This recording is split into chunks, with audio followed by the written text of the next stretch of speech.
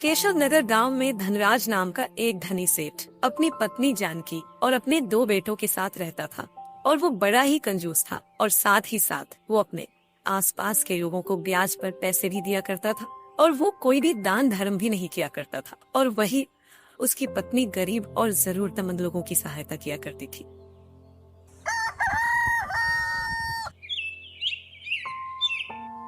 सुनो जी, आज बाजार से कोई अच्छी और ताजा सब्जी लेकर आना।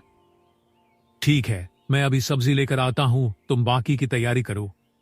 ऐसा कहकर धनराज सब्जी लेने के लिए चला जाता है।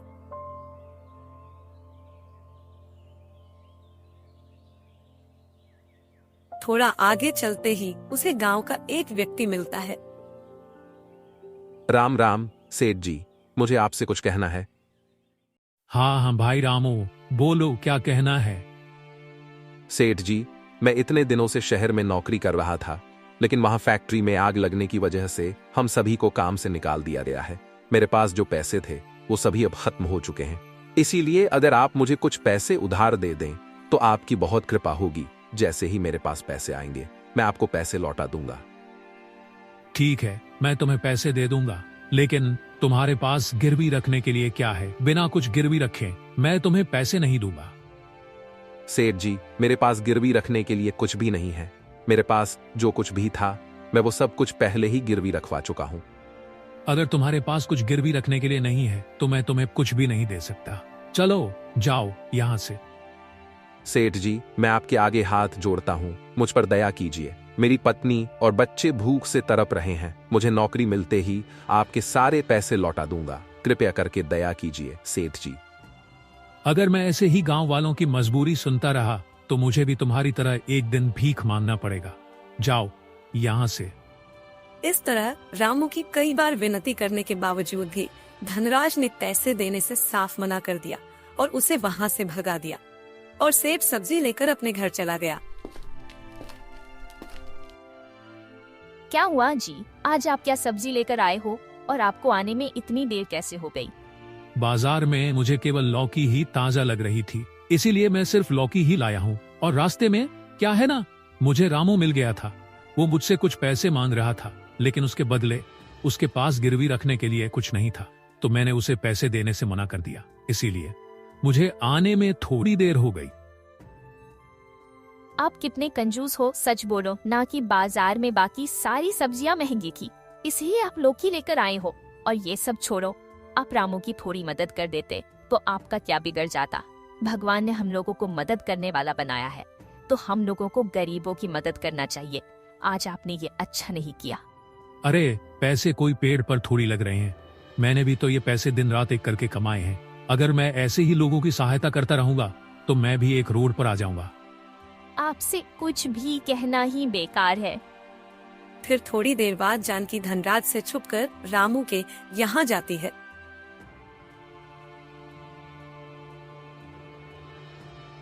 अरे क्या रामू, तुम घर पर हो? बाहर आओ।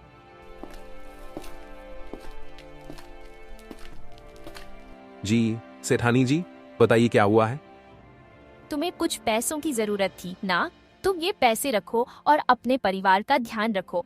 और अगर तुम्हें किसी भी चीज की जरूरत पड़े तो तुम सेठ जी के पास मत जाया करो, मुझसे मदद मांग लिया करो। आपका बहुत बहुत धन्यवाद सेठानी जी। भगवान आपका भला करें जो आपने मुझे जैसे गरीब की सहायता करी। अरे कोई बात नहीं, ये तो मेरा फर्ज था, लेकिन तुम ये बात सेठ जी से मत कहना। ठीक है, चलो मैं अब चलती हूँ।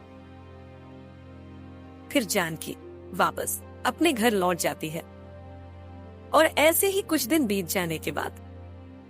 सुनो जी, गर्मियों का मौसम आने वाला है और गांव वालों को पानी भरने के लिए बहुत दूर जाना पड़ता है, तो मैं सोच रही थी कि हम लोग गांव वालों के लिए एक कुआं खुदवा दें। अरे मेरे पास इतनी फालतू के पैसे नहीं है।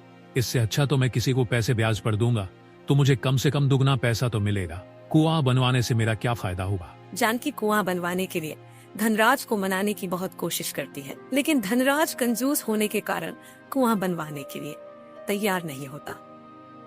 ये सब छोड़ो और तुम ये बताओ, बच्चे अभी तक फसल बेचकर घर क्यों नहीं लौटे? इससे अच्छा तो मैं स्वयं ही चला जाता। अरे आ जाएंगे, आप क्यों फालतू की चिंता कर रहे हो? वो कोई छोटे बच्चे तो है नहीं, वो अब बड़े हो चुके हैं। और उधर दोनों भाई फसल बेचकर अपने घर लौट रहे थे। सुनो भाई गौरव, तुमने जो अनाज बेचा तो उस अनाज से हम लोगों को पूरे 20,000 रुपए मिले हैं, तो क्यों न हम दोनों हजार रुपए लेकर बाकी के पैसे पिताजी को दे दें? हाँ भैया, बिल्कुल सही कह रहे हो, क्योंकि पैसे पिताजी के हाथ में जाने के बाद पिताजी हमें एक भी रुपया नहीं देते। इस तरह दोनों बातें करके अपने घर आ जाते हैं और घर पहुंचकर वो पैसे अपने पिताजी को दे देते हैं। ये क्या, ये तो केवल 18,000 रुपए ही हैं। उसने 20,000 रुपए दिए थे ना। बाकी के पैसों का तुम दोनों ने क्या किया? क्या तुम दोनों ने बाकी के पैसों को खर्च कर दिया? हम पैसे क्यों लेंगे पिताजी? आपसे बिना कुछ पूछे हम दोनों ने कभी कुछ किया है क्या? फसल से सच में केवल 18,000 रुपए ही आए हैं पिताजी। सच में पिताजी, इस बार अनाज का दाम कम हो गया है। एक बोरी का 90 रुपए, तो 200 बोरी के कुल मिलाकर 18,000 रुपए। ये क्या, लेकिन उसने तो मुझे कहा था कि 100 रुपए बोरी के, और थोड़े ही दिनों में बोरी का 10 रुपए दाम कम हो गया। अगर पिताजी आपको हमारे ऊपर विश्वास नहीं है तो आप स्वयं ही चले जाया करो। आगे से हम दोनों नहीं जाएंगे फसल बेचने के लिए। अरे आप क्यों फालतू में मेरे दोनों बच्चों को डांट रहे हो? ये दोनों थक गए होंगे, इन्हें आप आराम करने दीजिए। फिर एक दिन रात होने पर, अरे कौन हो तुम और मेरे घर में क्या कर रहे हो? तुम अभी मेरे घर से बाहर जाओ। सेठ धनराज, शांत हो जाओ। आज के बाद तुमको हमारे साथ ही रहना है और मैं तुम्हें लेने के लिए आया हूँ। अरे तुम पागल हो क्या? मैं अपना घर छोड़कर तुम्हारे साथ क्यों रहूंगा? मैं तो यही रहूंगा। सेठ धनराज, तुम ये फालतू की बातें छोड़ दो। अगर तुम तैयार हो तो चले हम। अब तुम्हारा यहाँ पर कोई काम नहीं है, तुम मर चुके हो। सेठ धनराज, मैं यमराज हूँ। मैं तुम्हें यहाँ से लेने के लिए आया हूँ, क्योंकि अब तुम्हें तुम्हारे कर्मों की सजा भी तो देनी है। क्या कहा? मैं मर चुका हूँ? मैं तो कल रात ही आराम से सोया था। रात को अच्छे से आलू के पराठे खाया था। मैं ऐसे कैसे मार सकता हूँ? ये कैसे हो सकता है? सेठ धनराज, इसी को तो विधि का विधान कहते हैं। अब धरती पर तुम्हारा समय खत्म हो चुका है। अब तुम्हें तुम्हारे कर्मों के अनुसार सजा मिलेगी। चलो अब चुपचाप यहाँ से चलो। लेकिन मैंने क्या किया जो मुझे सजा मिलेगी? तुम्हें नहीं पता कि तुमने कैसे कर्म किए हैं? तुम्हें नरक में जगह मिलेगी, क्योंकि तुमने कभी भी किसी भी जरूरतमंद की सहायता नहीं करी। तुमने हमेशा ही अपना स्वार्थ देखा और ना ही तुमने कभी 1 रुपया का धर्म किया। तुम्हारी पत्नी बेचारी तुमसे कितना कहती थी कि लोगों की सहायता किया करो, लोगों के लिए कुआं बनवा दो, लेकिन तुम्हें तो हर जगह केवल अपना ही स्वार्थ दिखता है। जहां तुम्हारा फायदा नहीं होता वहां तुम कुछ भी नहीं करते। अब तुम आगे आगे देखते जाओ कि क्या होता है। ठीक है, तो फिर मैं मेरे साथ मेरा धन लेकर जाना चाहता हूँ। सेठ धनराज, तुम अभी भी नहीं सुधरे। मैंने तुमसे कहा ना कि यहाँ से तुम अपने साथ कुछ भी नहीं ले जा सकते। तुम यहाँ खाली हाथ आए थे, तो तुम यहाँ से खाली हाथ ही जाओगे। लेकिन मैंने तो बहुत सारा धन छुप कर रखा है, और साथ ही साथ बहुत से लोगों को ब्याज पर पैसे भी दे रखे हैं, और ये बात मेरे अलावा मेरे घर में किसी को पता नहीं है। मैं ये सब बातें अपने घर वालों को बताना चाहता हूँ, इसलिए आप मुझे थोड़ी देर का समय दे दीजिए। सेठ धनराज, अब तुम्हें ना ही ये लोग देख सकते हैं और ना ही कोई तुम्हारी बात सुन सकता है। तुम अब मेरे साथ चलो। तुम्हारे यहाँ पर समय अब पूरी तरह से खत्म हो चुका है। आप मुझे बस एक दिन का समय दे दिए, मैं यहाँ का सारा काम खत्म करके आपके साथ जरूर चलूंगा। बस एक दिन दे दीजिए। तुम एक दिन की बात कर रहे हो सेठ? तुम यहाँ पर पूरे 12 दिन रहकर देख लो। यहाँ जो कुछ भी होगा तुम उसे केवल देख सकते हो, ना ही कोई तुम्हारी बात सुनेगा और ना ही कोई तुम्हें देख पाएगा। लेकिन ठीक 12 दिन बाद मैं तुम्हें स्वयं ही लेकर यहाँ से यमलोक चला जाऊंगा।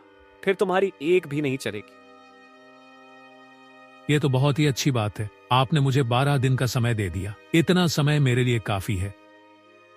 फिर अगले दिन जब सुबह हुई,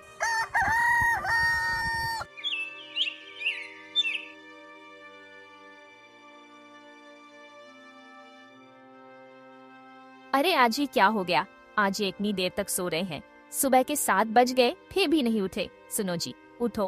क्या हुआ आपको? सुबह हो गई। अरे अब उठ भी जाओ, 7 बज रहे हैं। अरे इतना जागने पर भी नहीं जग रहे। अरे इन्हें क्या हो गया? सुनो, सौरभ और गौरव जल्दी यहाँ पर आओ। फिर सौरभ और गौरव वहाँ आते हैं और सौरभ अपने पिता का हाथ पकड़कर देखता है। माँ, पिताजी इस दुनिया में नहीं रहे। पिताजी हमें छोड़कर चले गए माँ। थोड़ी ही देर में ये बात पूरे गांव में फैल जाती है और गांव वाले धनराज सेठ के घर के बाहर इकट्ठा होना शुरू हो जाते हैं। धनराज सेठ के परिवार वाले सभी लोग बहुत दुखी थे। कुछ दिनों पहले मैंने सेठ जी से पैसे मांगे थे, लेकिन उन्होंने मुझे पैसे देने से साफ मना कर दिया था। लेकिन सेठानी जी ने मेरी सहायता करी थी। तुम्हें क्या लगता है इतने सारे लोग यहाँ पर सेठ जी के लिए आए हैं? नहीं, बिल्कुल नहीं। यहाँ पर सभी लोग केवल सेठानी जी की वजह से ही आए हैं, क्योंकि सेठानी जी ही है जो अपने पूरे गांव का भला करती है। मैं तो बहुत खुश हूँ जो ये सेठ चला गया, और मुझे इसका ब्याज भरने की कोई जरूरत नहीं पड़ेगी। देख लिया ना सेठ धनराज, तुम्हारे मरने की खबर सुनकर कितने सारे लोग यहाँ आए हैं, लेकिन कोई भी दुखी नहीं है। सब तुम्हारे यहाँ जाने से खुश है, और अब किसी को भी तुम्हारे ब्याज के पैसे नहीं देने पड़ेंगे। आगे आगे देखते जाओ सेठ धनराज, क्या होता है। तुमने जैसा किया है तुम वैसा ही भरोगे। तुम लोगों को मैंने कितनी बार पैसे दिए हैं, लेकिन तुम दोनों फिर भी मेरे लिए ऐसा बोल रहे हो। तुम्हें जरा भी दुख नहीं है मेरे जाने का। अरे सेठ अभी रुक जाओ, अभी तो तुम्हें यहाँ पर पूरे 12 दिन रुकना है। देखे जाओ लोग तुम्हारे लिए क्या क्या कहते हैं, और इन सब की छोड़ो तो अंदर चल कर देखो तुम्हारा परिवार तुम्हारे लिए क्या क्या बोल रहा है। फिर वो दोनों अंदर जाते हैं। सुनो भैया, अब पिताजी के अंतिम संस्कार में कितना खर्चा आ जाएगा? अरे ये कोई समय है ये सब बातें करने का? जो भी आएगा आ जाएगा। वैसे भी पिताजी ने बहुत सारा धन जमा करके रखा है, तो हमें इसके लिए धन की कोई कमी नहीं पड़ेगी। तुम चिंता मत करो। इन दोनों को मेरे जाने का दुख बिल्कुल भी नहीं है, बस इन दोनों को सिर्फ खर्च की ही चिंता हो रही है।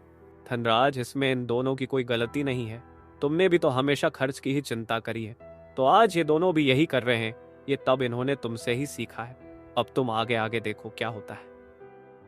फिर सभी लोग मिलकर धनराज सेठ का अंतिम संस्कार कर देते हैं और कुछ ही देर में सभी लोग वापस अपने अपने घर चले जाते हैं। सुनो भैया, मुझे बहुत तेज भूख लग रही है। अब अपने खाने का क्या होगा? क्या हम दोनों को आज पूरे दिन भूखा ही रहना पड़ेगा? अरे तुम्हें इतनी ही जल्दी भूख लग रही है क्या? पड़ोस वाली काकी को बोला है, वो अभी थोड़ी देर में खाना बना कर दे जाएगी। इन दोनों को मेरे जाने का बिल्कुल भी दुख नहीं है। इन दोनों को अभी से ही भूख लग रही है और खाने की चिंता हो रही है। सुनो सौरभ और गौरव, जल्दी यहाँ पर आओ।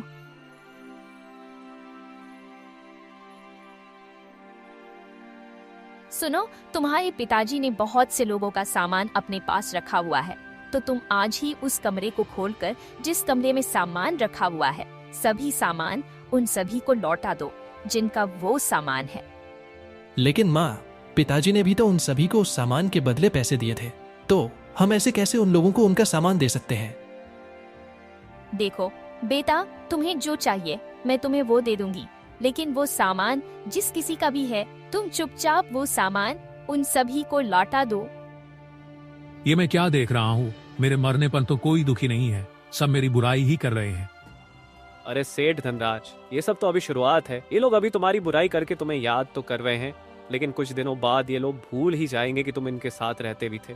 क्या इसीलिए तो कहते हैं कि अच्छे कर्म करो तो लोग तुम्हें याद करेंगे। लेकिन सेठ धनराज, तुम्हारे खाते में तो सारे पाप ही पाप। तुमने पूरे जीवन में एक भी भला काम नहीं किया है। नहीं, ऐसा नहीं हो सकता। आज से मैं सभी लोगों का भला करूंगा। ये सब लोग तो मेरी बुराई करते जा रहे हैं, मुझे माफ कर दो। आज से मैं सभी लोगों का भला करूंगा, मुझे माफ कर दो। क्या हुआ जी, आप इतनी रात को क्यों इतनी जोर जोर से चिल्ला रहे हो? क्या हो गया आपको? फिर धनराज देखता है कि अभी जो कुछ भी उसने देखा वो एक बुरा सपना था। अरे भाग्यवान, मैं जिंदा हूँ, मुझे कुछ नहीं हुआ है, मुझे माफ कर दो। आज से तुम जैसा कहोगी मैं वैसा ही करूंगा, और कल से ही मैं गांव में कुआं बनवा दूंगा और गांव वालों का भला करूंगा, और गांव में जितने भी लोगों को ब्याज पर पैसे दिए हैं उन सभी के पैसे भी माफ कर दूंगा। आज से मैं गांव वालों का भला ही करूंगा। भाग्यवान, तो मुझे माफ कर दो। आपकी तबीयत तो ठीक है, आप ये क्या बोल रहे हो? आप और दान धर्म करोगे? फिर धनराज सारी बात अपनी पत्नी को बता देता।